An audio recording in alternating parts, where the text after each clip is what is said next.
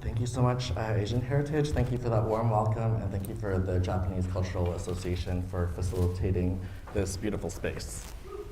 Welcome, Joseph. We have a tough act to follow. I'm just really grateful and honored to share the stage with everyone else, and I'm also very excited to welcome Joseph, our guest. I had the opportunity to see a little bit of the preview of the MA-BUHAY, the new musical, Filipino musical, at the Fringe Festival, and I was really excited. I brought my family, I brought my kids to it, and we were all pumped to see it and can't wait to see the new show. So I'm hoping maybe we would just start, maybe talk a little bit about yourself and maybe how this musical came about. Sure. So as the bio read, I've been a musical theater professional for over 26 years, singer, dancer, actor. And the musical actually came about in 2011 when I was living in Toronto for 9 years, pursuing a career in musical theater. And I had landed a contract being part of the first ever Filipinx web series called Prison Dancer by Carmen de Jesus and Romeo Candido, and who later became my mentor. Romeo Candido is a high school dropout that is dominating the world of film in Toronto right now as a Filipino director, creator. And being on that set, looking at around all the different characters and all being Filipinx, I was truly inspired, and I thought, is this even allowed? You know, I remember leaving that contract being like, how did that even happen? How was this even supported? My whole life I was auditioning for roles of color. I played many Puerto Rican roles. I played Vietnamese, I played Chinese, I played Japanese. I played everything but Filipino until that one moment in 2011. So I was hoping for this show to get on Broadway. So I was waiting, you know, impatiently for probably 6 years, hoping that I would get my dream to perform there one day. Never happened. Parents got sick in 2015, and I left my Toronto career and moved back to take care of my parents with zero plan. And then I realized that using that kind of trauma of watching your parents decline, I didn't want to go into a depression, and I wanted to do something. I wanted to become my best self before they left. And so I decided, well, what's my pipe dream? And my pipe dream has always been to create my own musical, to perform on Broadway, which eventually changed into creating a musical for Broadway in New York City. And so I played pretend, opened up my laptop and called it the Filipino Musical, and just started imagining and mind dumping on a blank Word document. And that same year, Rainbow Stage, which is a 70-year institution in the heart of Kildonan Park, it's the largest and longest running outdoor theater company in all of Canada, in Winnipeg. I've performed in 15 musicals there, so they've been a huge support to my career, my education, my upbringing in the arts, and I've never played a Filipino.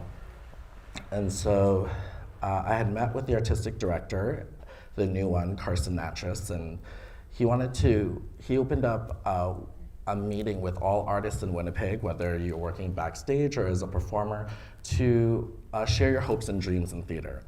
And so I went there, and I just kind of wanted to tell him that I was a little bit exhausted auditioning for roles that were never meant for me, but that I had something that I was doing for fun under wraps. Mm-hmm. And as someone with zero training or post-secondary in writing or lyrics or composing, I was playing pretend.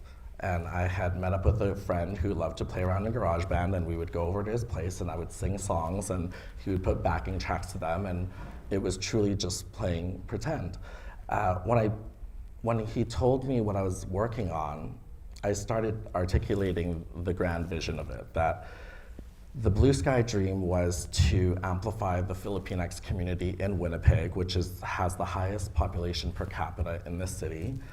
And growing up in singing competition culture, I wanted to amplify the amazing talent that has never been seen on the main stages in this city. And by that point, something clicked. He resonated with the vision, knew it was something he needed to support, and it's never stopped since 2017. And so I'm still living in the dream. This summer, we're having our Canadian premiere at Rainbow Stage as part of the season next to Disney's Mary Poppins. I had just completed 3 weeks of auditions. I've received 175 videos from Filipinx artists from Vancouver all the way to Toronto. And I received about 100 submissions live from Winnipeg from Filipinx artists. So I watched them audition as dancers, singers, and actors, and we could only cast 22 spots in the actual cast, which is actually quite a large cast for a musical.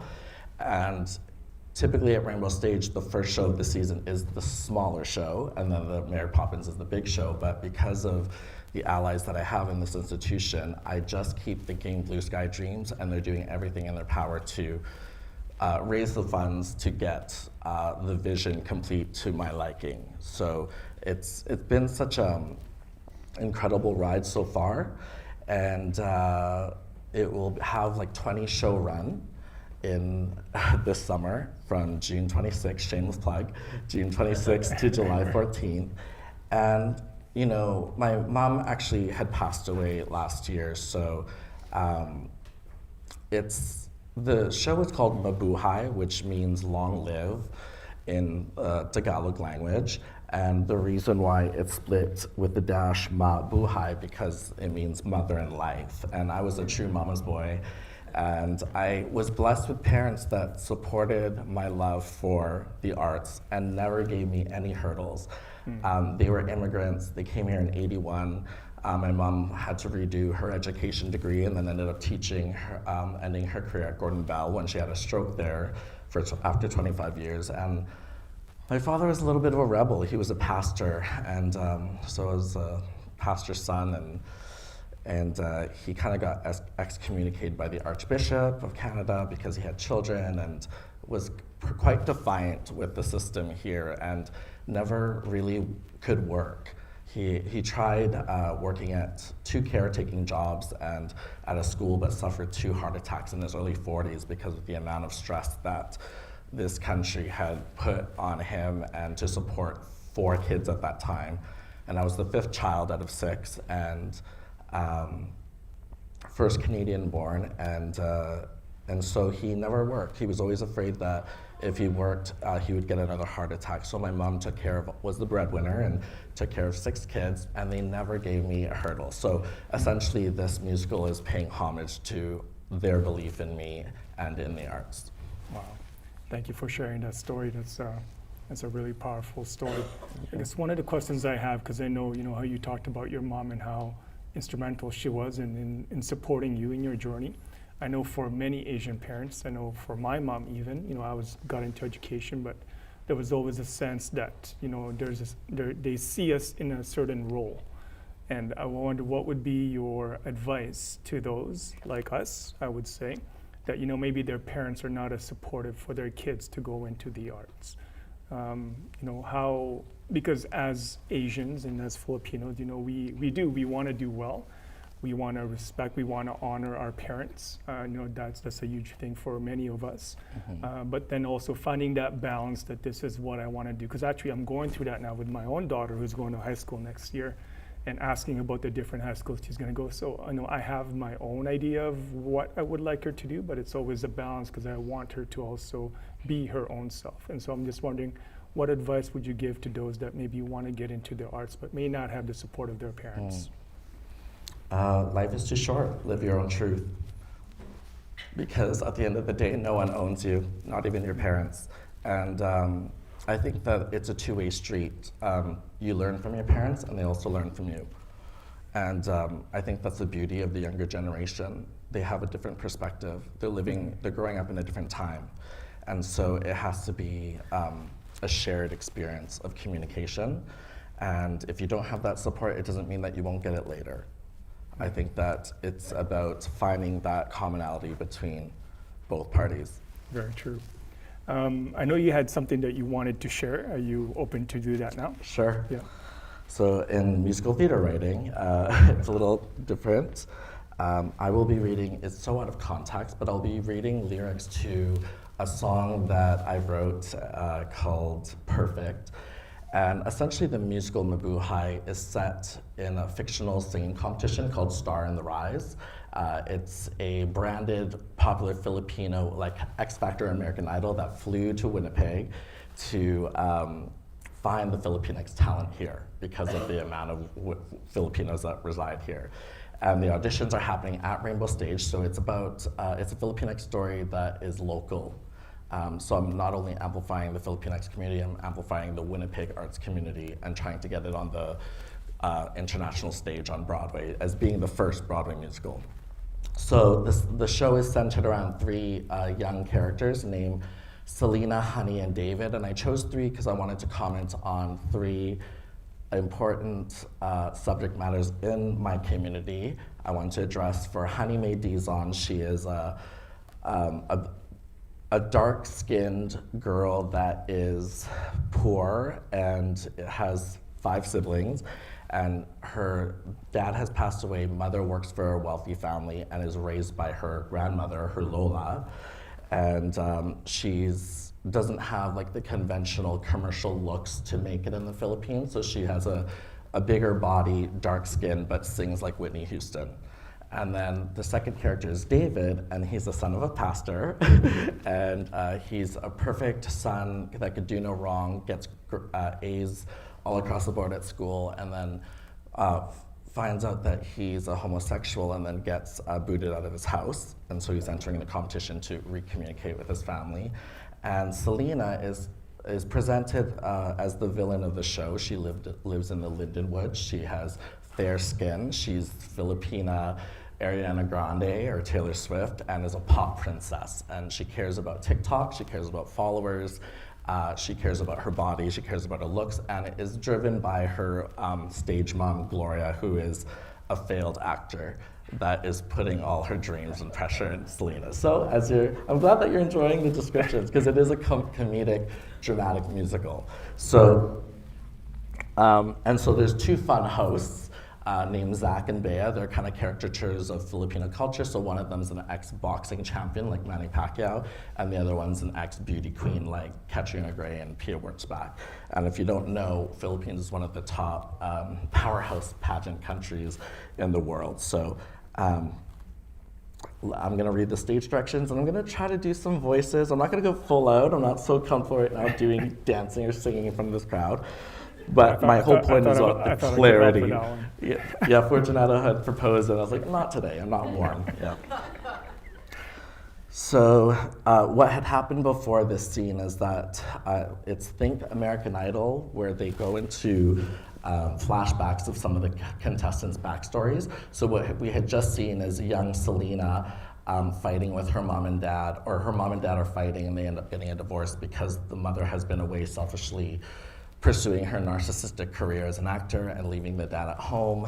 And the young Selena is unfortunately in the middle of all that fighting. And so once that clip is shown, we go back to the Star in the Rise show. And the host names are Bea and Zach. Enter Bea and Zach as we return to the Star in the Rise competition stage. Kawawa naman si Selena, Diyos ko! I feel bad too, but you know, as they say, a beautiful diamond can only form when it's under a lot of pressure. Tama, which is why Selena has been shining bright throughout this whole competition. That's right, Zach. So here to sing the song Perfect, a song chosen by our judge Bolina, our beautiful princess of pop, Selena Divina Molina. The music Perfect starts. Selena struts down center stage with 10 hot backup dancers. These are the lyrics. So as she's singing, the backup dancers who can also sing are backup singing as well with her. So it's gonna be a little tricky to bounce back and forth. So as I'm directing this show, I've cast a really talented artist, and I want her to portray a sort of Britney Spears type of singing style where it's manufactured. She doesn't necessarily have the talent, but it's what TikTok lovers are eating up these days. Whereas the contrast to this character is Honey Mae, who actually has the real talent, but not necessarily the commercial looks that the industry wants to bite. So here we go. You want to be perfect? Too perfect, you can never be fat. Not that. Do you want to be famous? Why not want to be outrageous, contagious? Historically speaking, Filipinos are freaking. All the way to China, India, it's viral, it's leaking. Actors, singers, and politicians lining up like little sheep around the estheticians. Mama always yells at me and tells me I'm a felony, like ba ba, black sheep, have you any wool? Your tummy tucks and lip injections make you beautiful. Dance break. You can never say this. No ma'am, you can never do that. Hot damn, do you want to be rich? I wish, hanging with upper class. Yes. Make my skin lighter, little more wider. Feel the little fighter in me swinging like a spider, singing, rain, rain, go away. Won't you come another day? Let the sun come out and play. But I don't play, not in the rays of light, spinning webs so white through the darks of the night. I'm pulling my ears back tight, my almond eyes open wide. I'll pinch my flat nose 10 times over till it looks just right. To all my haters, you already know how this goes. She goes into a dance break, which is representative of a Mean Girls cheerleading dance formation. P-E-R-F-E-C-T, that's me, hee-hee. P-E-R-F-E-C-T, that's me, hee-hee. P-E-R-F-E-C-T, not you, that's me. P-E-R-F-E-C-T, that's me. You want to be perfect? Too perfect, you can never be fat. Not that, do you want to be famous? Why not? Want to be outrageous? Contagious. You gotta wake up, suck it up, tuck your belly up. You gotta smile so white and keep the body tight. If you wanna make it far, you gotta get through many scars, scars, scars, scars. Get out of the sun. So in this motif, she's high on the morphine from all the surgeries, and it's like a dizzy spell. So she's like, get out of the sun and into the shade, get your head in the game, rep your family name. And she gets dizzier.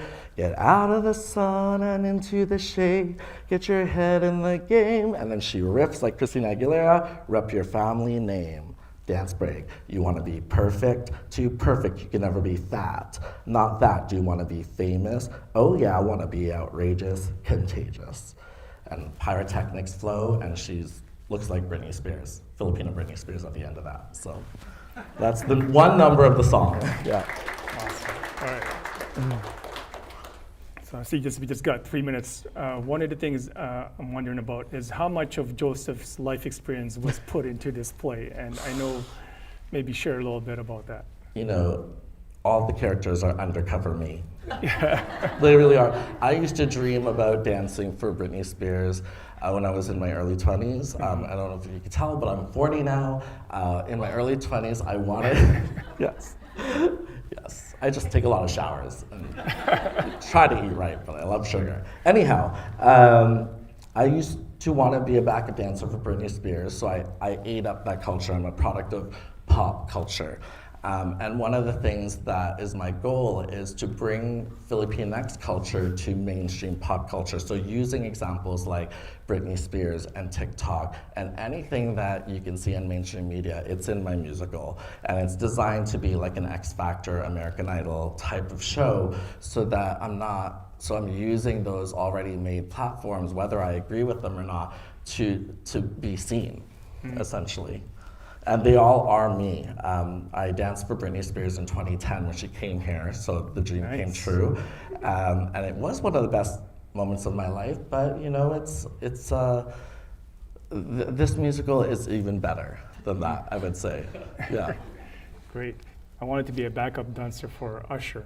Oh, nice. Yeah. I know, that never happened. I know you and I were talking a little bit before this, and I was just wondering about kind of your views on racism. I know you have a little bit of a different take on that. So putting on this play and making this playwright, you know, what were you thinking around racism, or were you thinking around racism?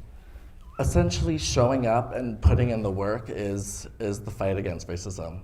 For the first time in Rainbow Stage's 70-year history, anyone that was non-Filipino could not audition for my show. It was for the Filipinx talent. And if I couldn't find it here, it would be a person of color from an Asian country.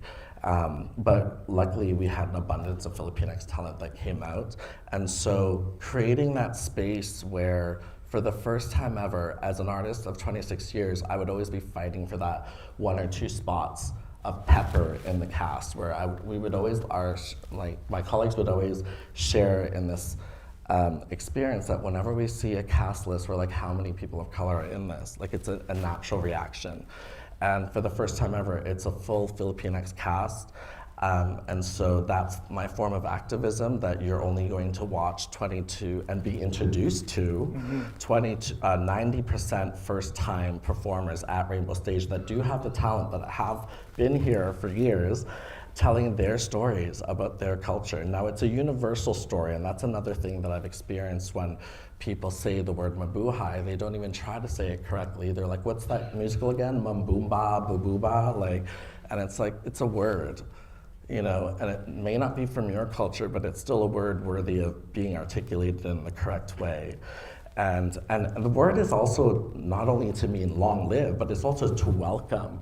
And so that was the whole point of it, was to welcome Filipinos and non-Filipinos alike to a shared space where they could actually learn from each other in a joyous and a fun and entertaining arena.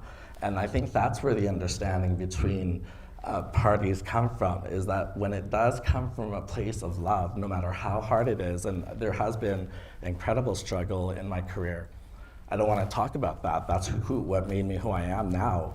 That's what gave me the nerve to be able to execute and play in this arena where I don't have the degrees in writing or musicianship, and here I am getting this almost $1 million production produced, you know? And it's because I had a vision and a purpose to serve my community and anyone that feels underserved and not seen, laying down a blueprint, essentially, to say that you don't need what they're telling you that you need.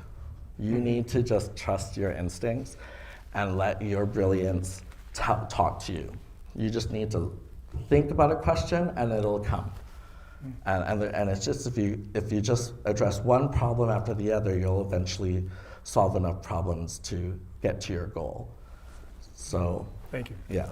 Yeah, no, that's amazing. I think there's certainly a theme of resilience and grit in all of the stories that we heard today. So.